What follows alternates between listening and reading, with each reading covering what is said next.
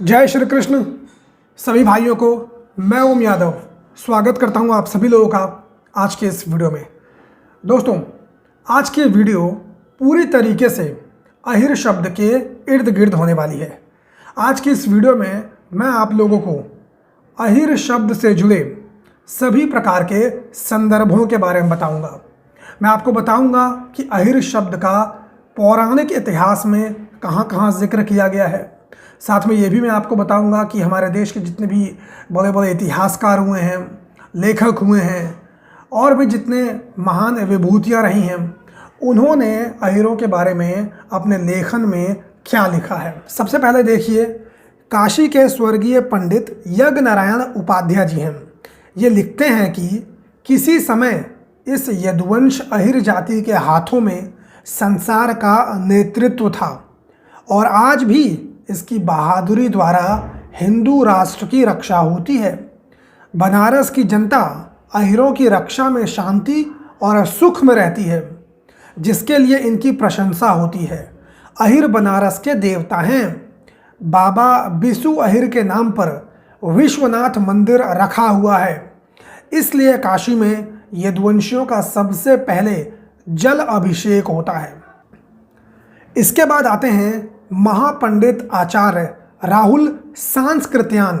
ये कहते हैं, धर्म में अहिर ही एक ऐसी नस्ल है जिसमें आज भी आर्यों का पवित्र रक्त प्रवाहित होता है।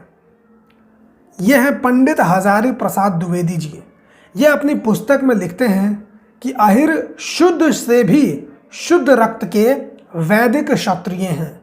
इसके साथ ही शुद्ध आर्य संस्कृति के आचार विचार भी अहिरों में पाए जाते हैं। यह है पंडित मदन मोहन मालवीय।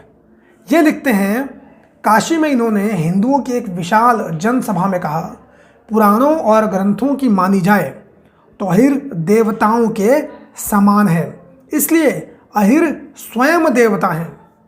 और यह है महर्षि दयानंद सरस्वती जी। इन्होंने कहा, अहिर विशुद्ध आर्य क्षत्रिय हैं। तो दोस्तों, ये जितनी भी बातें कही गई हैं, ये कोई मैं अपने मन से नहीं कह रहा हूँ। और सबसे ख़ास बात यह है कि जितने भी ये लोग हैं जिन्होंने अहिरों के बारे में सारी बातें कही हैं, इनमें से एक भी कोई खुद यादव नहीं है, खुद अहिर नहीं है। ये सारे के सारे ब्राह्मण समाज से आते हैं और ब्राह्मण समाज की एक्सेप्टेंस हमारे समाज में ज़्यादा है। महर्षि दयानंद सरस्वती जी, इन्होंने तो वेदों के ऊपर, पुराणों के ऊपर पूरी रिसर्च कर रखी है, आर्य समाज चलाते हैं। इन्होंने अहिरों के बारे में लिखा है कि अहिर विशुद्ध क्षत्रिय हैं।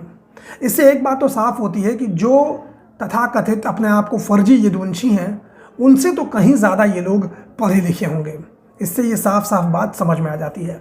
अब मैं आपको कुछ पौराणिक संदर्भों के बारे में बताता हूँ। आइए देखते हैं। सबसे पहले आप देखिए, यह है श्रीमद् महापुराण दशम स्कंद अध्याय 24। इसमें एक प्रसंग मिलता है जब इंद्र और श्री कृष्ण के बीच में युद्ध होता है। इंद्र भगवान श्री कृष्ण को और गोकुल वासियों को अहिर बोल के संबोधित करता है। देखिए यहाँ पर क्या लिखा हुआ है। इंद्र कहते हैं, ओहो, इन जंगली ग्वालों को इतना घमंड, सचमुच में धन का ही नशा है। भला देखो तो सही, एक साधारण मनुष्य कृष्ण के बल पर उन्होंने मुझ देवराज का अपमान कर डाला। कृष्ण बकवादी, नादान, अभिमानी और मूर्ख होने पर भी अपने को बहुत बड़ा ज्ञानी समझता है। वह स्वयं मृत्यु का ग्रास है, फिर भी उसी का सहारा लेकर इन अहिरों ने मेरी अवहेलना की है। तो इसमें साफ साफ इंद्र भगवान श्री कृष्ण के लिए और समस्त गोकुल वासियों के लिए अहिर शब्द का इस्तेमाल करता है। इतना ही नहीं, अगर हम वेदों और पुराणों का अध्ययन करते हैं तो हमें यह भी मालूम चलता है कि वेद माता गायत्री, जिनके गायत्री मंत्र को उच्चारण करने से हम सभी लोग पवित्र हो जाते हैं, शुद्ध हो जाते हैं, उन वेद माता गायत्री का संबंध अहिर समाज से है। जब इंद्र ने पृथ्वी पर जाके देखा तो वह पृथ्वी पर कोई सुंदर और शुद्ध कन्या ना पा सके, परंतु एक नरेंद्र सेन अभीर की कन्या गायत्री को सर्वांग सुंदर और शुद्ध देखकर दंग रह गए। उसके समान सुंदर कोई देवी, न कोई दान गंधर्व, न सुर असुर स्त्री कोई नहीं थी। इंद्र ने तब उस कन्या गायत्री से पूछा कि तुम कौन हो, कहाँ से आई हो, किसकी पुत्री हो। तो इस पूरे श्लोक में जो इसका मैंने आप लोग को अर्थ समझाया है, इस श्लोक से, इस अर्थ से ये साफ साफ सिद्ध हो जाता है कि वेद माता गायत्री, इनका संबंध अहिर समाज से है। नरेंद्र सेन आभीर की कन्या थी वेद माता गायत्री। तो जो लोग अहिर समाज के बारे में, अहिर शब्द के बारे में उल जलूल बातें करते हैं, उनको ये सोचना चाहिए कि जिस समाज की बेटी, जिस अहिर समाज की बेटी गायत्री माता के वेदों का, मंत्रों का उच्चारण करने से समस्त पृथ्वी के लोग शुद्ध हो जाते हैं, समस्त पृथ्वी के लोग, सनातनी लोग, सब लोग शुद्ध हो जाते हैं, उस समाज के बारे में हम लोग उल जलूल बातें करते हैं। उन लोगों को ये चीज़ सोचनी चाहिए। कुछ लोग कहेंगे कि मैं तो भगवान को जाति में बांट रहा हूँ। बिल्कुल, मैं भगवान को जाति में नहीं बांटना चाहता हूँ, लेकिन ये चीज़ें बताना आप लोगों को ज़रूरी है, क्योंकि राम जी की जाति होती है, परशुराम जी की जाति होती है, और भी देवी देवताओं की जाति होती है। तो जब इनकी जाति है तो इनके बारे में भी आप लोगों को मालूम होना ही चाहिए, क्योंकि इस तरह की जानकारी हमारे समाज में किसी को भी नहीं है। जो मैंने आपको उदाहरण दिए हैं, उन पद्म पुराण, ये सारे पुराणों को आप पढ़िए और आप लोगों को ज़रूर ये सारी चीज़ें मिलेंगी। और इसके ऊपर डिटेल में अगर आपको जानना है तो मैंने ये सारे संदर्भ अपनी वेबसाइट omyadav.com पर आपको दे रखे हैं, क्योंकि सारी चीज़ों को वीडियो में बता पाना किसी के लिए भी संभव नहीं होता है, वीडियो बहुत ज़्यादा लंबी हो जाती है। तो इसके लिए मैंने omyadav.com बनाया है। वहाँ पर आप जाएंगे, आपको सभी प्रकार के संदर्भ, उदाहरण सहित, श्लोक सहित, कहाँ पर लिखा हुआ है, सारी चीज़ें मिल जाएंगी और सारे सबूत मिल जाएंगे, सारे गैजेटियर मिल जाएंगे, सारी चीज़ें आपको मिल जाएंगी। इसके बाद महाभारत का ये श्लोक देखिए, ये द्रोण पर्व का श्लोक है। डिटेल मैं अपनी वेबसाइट के ऊपर डाल दूंगा। इसमें देखिए हिंदी अनुवाद है, मैं आप लोगों को पढ़ के सुना देता हूँ क्या लिखा है।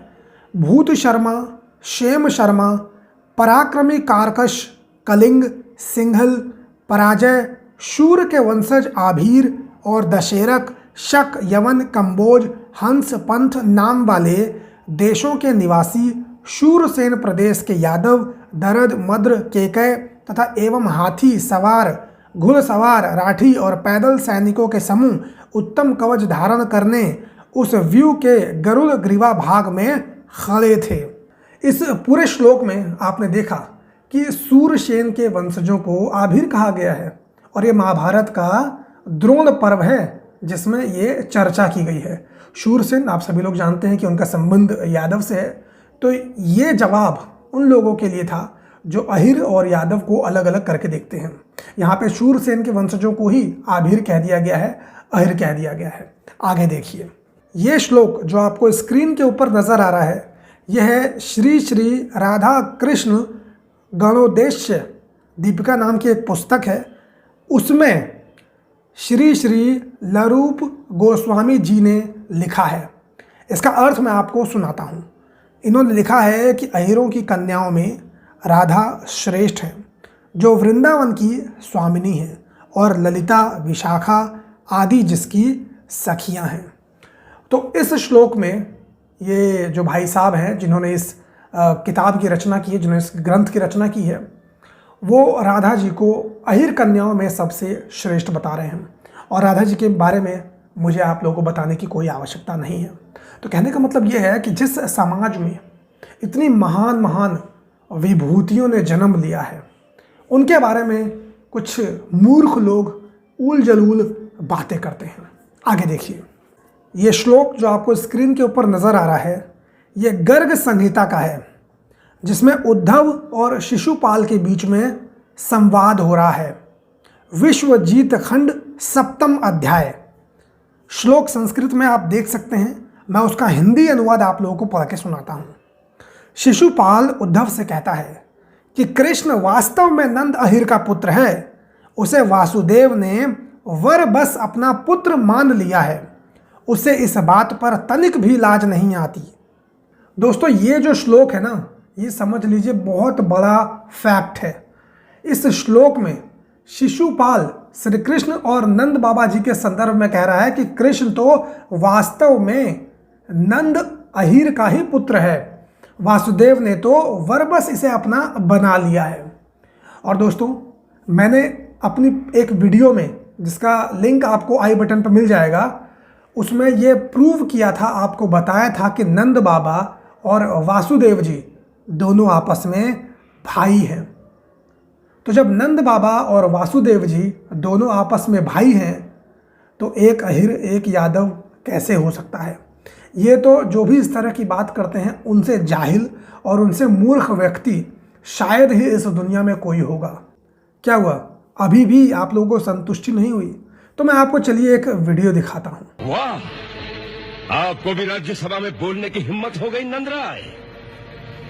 आप गोकुल के मुखिया अवश्य हैं, वहां के राजा भी कहलाते हैं, परंतु कहलाने से कोई राजा नहीं हो जाता। राज्य करना केवल राजाओं का काम है और व्यापारियों का काम है धन उपार्जन करना और राज्य कोष भरते रहना।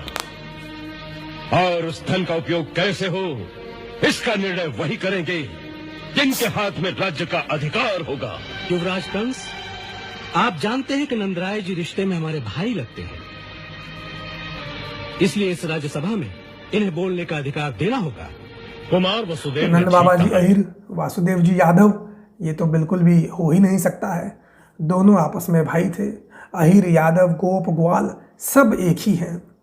इसके ऊपर डिटेल में मैंने सारी डिटेल्स अपनी वेबसाइट के ऊपर दे दी हैं, omyadav.com पर। आप लोग जाकर आराम से देख सकते हैं। तो आज की इस वीडियो बहुत ज़्यादा लंबी हो गई है, तो सिर्फ इतना ही। आप लोगों से मुलाकात मैं किसी और वीडियो में करूँगा। तब तक के लिए धन्यवाद। जय हिंद।